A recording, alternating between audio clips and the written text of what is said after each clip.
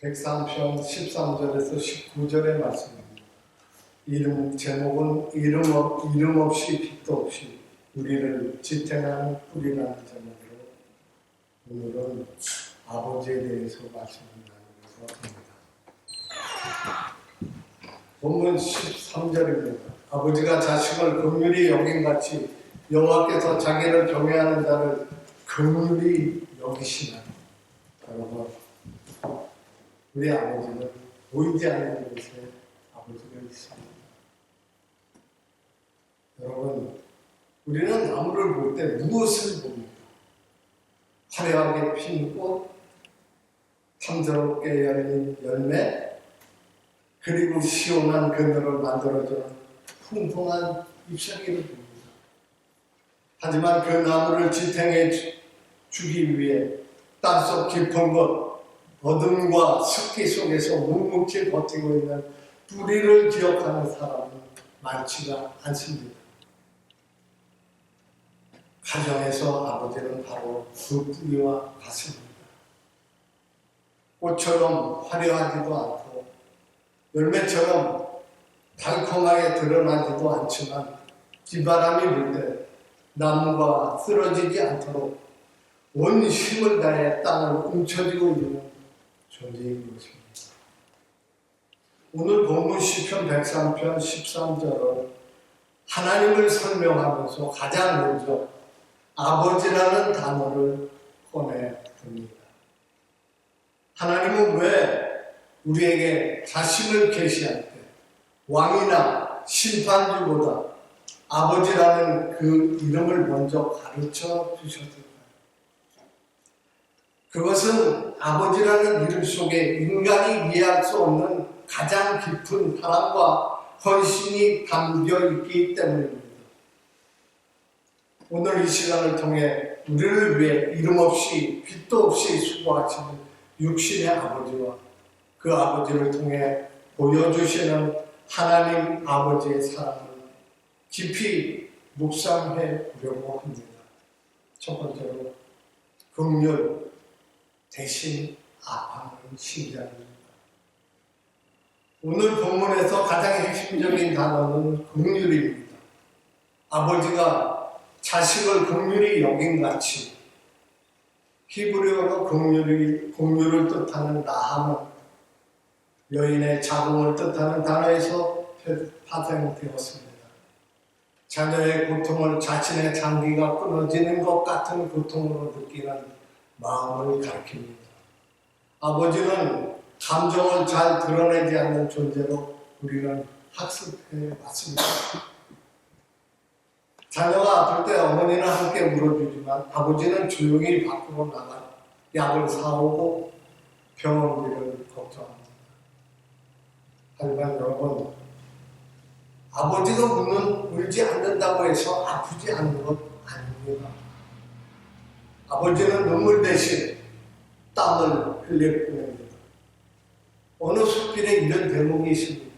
아버지는 뒷모습으로 말합니다. 밖에서 아무리 수치스러운 일을 당하고 상사에게 머리를 조아려도 집에 돌아와 잠든 자녀의 얼굴을 볼 때 아버지는 다시 일어설 힘을 얻습니다. 자신의 자존심이 깎여나가는 것보다 자녀가 배가 고픈 것을 더 견디지 못하는 마음, 그것이 바로 성경이 말하는 긍휼이며 아버지의 사랑입니다. 우리가 오늘 이 자리에 있는 것은 누군가 우리 대신 세상의 모진 풍파를 온몸으로 막아냈기 때문임을 기억하셔야 합니다. 아버지는 가족이라는 작은 배가 거친 사회의 파도에 휩쓸려 뒤집히지 않도록 스스로 방파제가 되어주셨습니다. 상사의 꼬지람, 실적의 압박, 불투명한 미래에 대한 불안감을 진 문 앞에서 토론내고 우리에게는 평온한 얼굴로 앉아 계셨던 그 인내심은 결코 당연한 것이 아닙니다. 자신의 자존심보다 가족의 식탁, 저녁 식탁을 더 소중히 여겼던 그 묵묵한 희생은 우리가 안전하게 성장할 수 있는 근간이 되어 주었습니다. 두 번째로 책임, 묵묵히 짊어진 사랑의 느낌입니다. 아버지는 책임을 지는 존재입니다. 우리가 땅속에서 흙탕물을 들이마시고 거친 돌밭을 뚫고 내려가는 이유는 오직 하나, 나무 전체에 수분을 공급하기 위함입니다.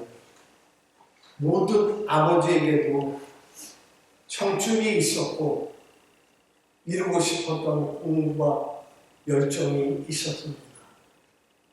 하지만 아버지는 자신의 꿈을 펼치기보다 자녀가 더 높은 곳을 바라볼 수 있도록 기꺼이 자신의 어깨를 내어주셨습니다.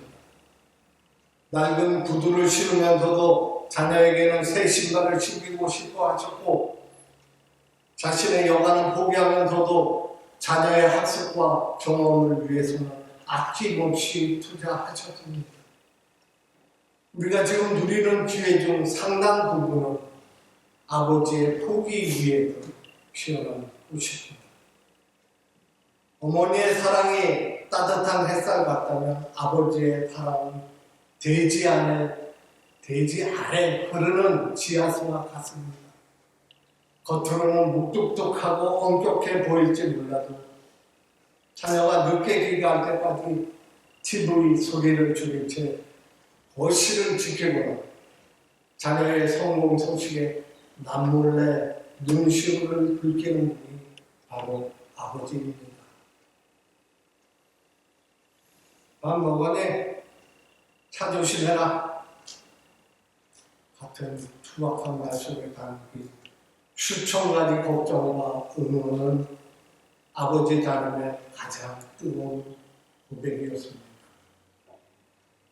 우리가 사회에서 실패하고 상처받아 쓰러질 때 아버지는 비난보다 다시 시작하면 된다는 무언의 믿음을 주는 분이었습니다. 본인도 삶이 힘들고 지칠 때가 많았겠지만 자녀 앞에서 흔들리지 않는 태산 같은 모습을 유지하려고 애쓰셨습니다. 그 존재만으로도 내 편이 있다는 안도감, 우리가 세상을 향해 다시 나갈 수 있게 하는 원동력이 됐습니다. 예수님의 육신의 아버지였던 모습을 보시기를 바랍니다. 그는 성경에 단 한마디 대사도 기록되어 있지 않습니다.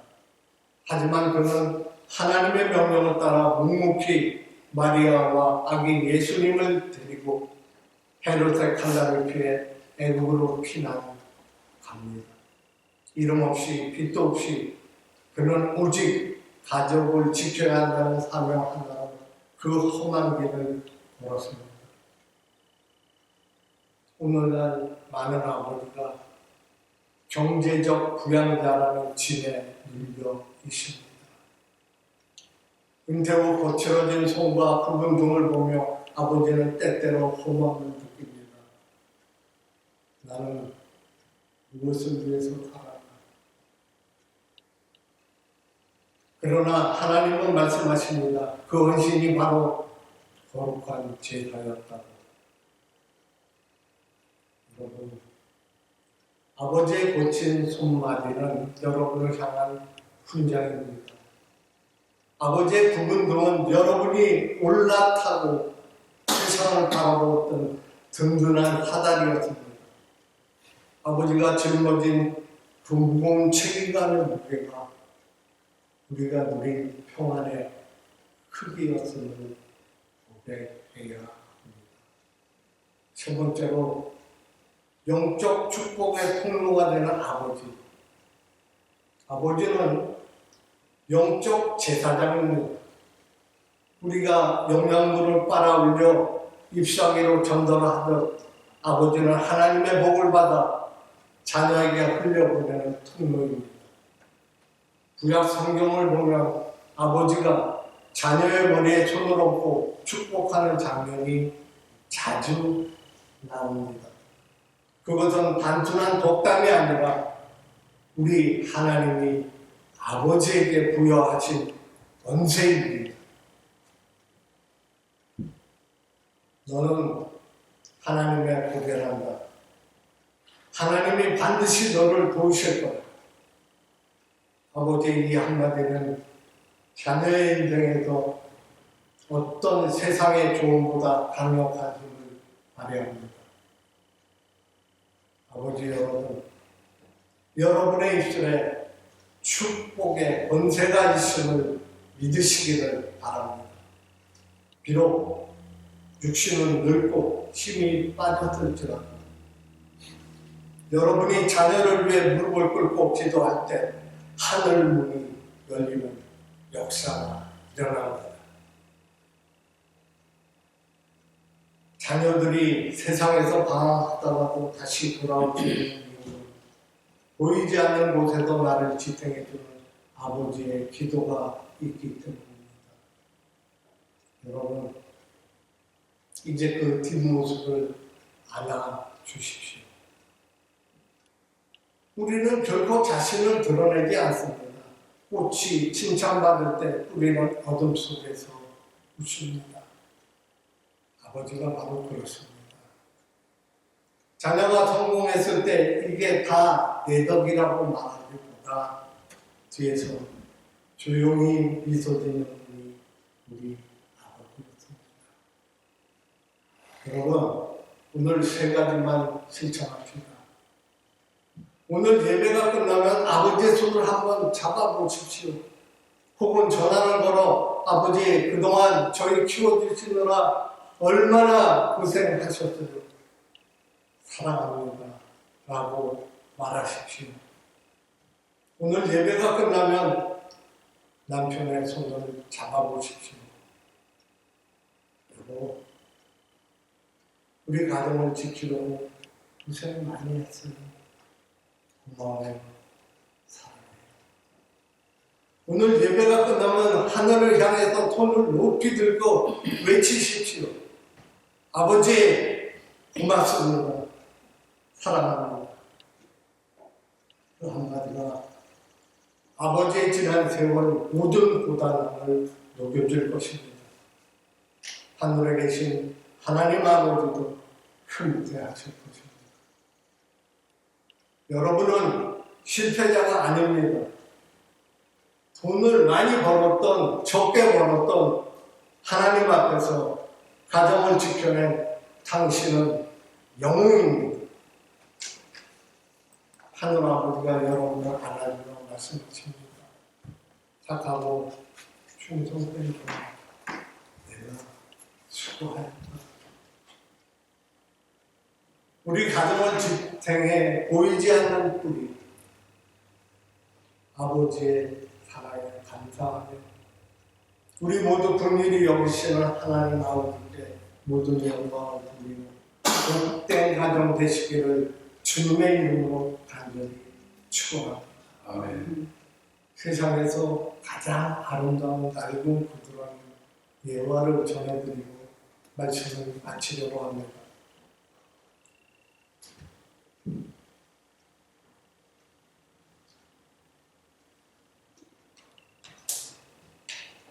어느 청년이 대학 졸업식을 앞두고 있었습니다.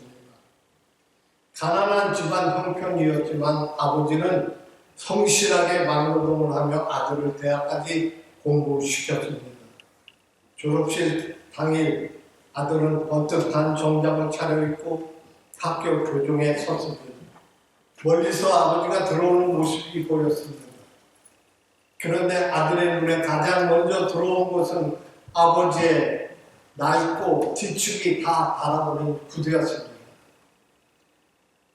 정장 바지 밑으로 보이는 그 낡은 구두가 동기들과 교수님들 앞에서 어쩐지 부끄럽게 느껴졌습니다.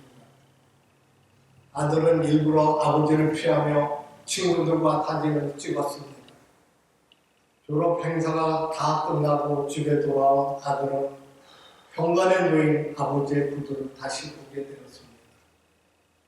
문득 구두 안쪽이 궁금해진 아들의 구두를 들여다보았을 때 그는 그 자리에 주저앉아 펑펑 울고 말았습니다. 구두 안 바닥에 빳빳한 종이 여러 장이 겹겹이 깔려 있었습니다. 지축이 다 닳아 구멍이 난 줄 모르고 일하시던 아버지가 그 구멍으로 물이 새어 들어오고 돌멩이가 밟히자 버려진 박스 종이를 잘라 깔고 다니셨던 것입니다. 자녀의 등록금과 새 구두를 살 돈을 아끼지 않으셨던 아버지가 정작 자신의 발바닥을 지탱해줄 구두 한 켤레를 아까워하며 종이 한 장의 의지에 그 모진 세월을 버텨오신 것이었습니다. 아들은 그제야 알게 되었습니다. 자신이 평탄하게 돌아온 깨끗한 길, 아버지의 발바닥이 찢어지고 굳은 살이 밟히며 만들어낸 길이었음을 알게 되었습니다. 근데 여러분, 아버지는 이런 분입니다.